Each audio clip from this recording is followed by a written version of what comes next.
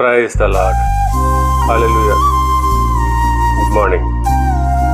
క్రీస్తునందు ప్రియులారా, ఈ ఉదయ కాలంలో మరొక నూతన వాగ్దానంతో మనము ఈ రోజును ప్రారంభించుకుందాము. ఈనాటి దేవుని వాగ్దానము యోహాను సువార్త 16వ అధ్యాయము 20వ వచనము. మీరు దుఃఖింతురు కానీ మీ దుఃఖము సంతోషమగునని మీతో నిశ్చయముగా చెప్పుచున్నాను. పిల్లగా ఈ వాక్యము యేసు ప్రభువు తన శిష్యులకు శిలువ మరణం ఒక ముందుగా చెప్పాడు.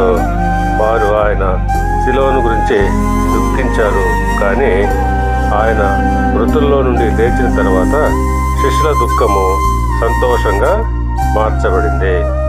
ఆ ప్రకారంగానే దేవుని పిల్లల జీవితంలో దుఃఖములు శాశ్వతం కావు. దేవుడు మన కన్నీళ్లను ఆనందంగా మార్చగలడు.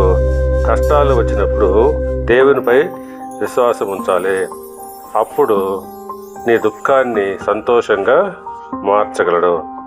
కనుక మన జీవితంలో కూడా దుఃఖాన్ని సంతోషంగా మార్చగలడు. కాబట్టి నిరాశ పడక ప్రభువునందు విశ్వాసం ఉంచాలి. దేవుడు మిమ్మల్ని దీవించి ఆశీర్వదించి వర్ధిల్ల చేయనుగాక. ఆమేన్.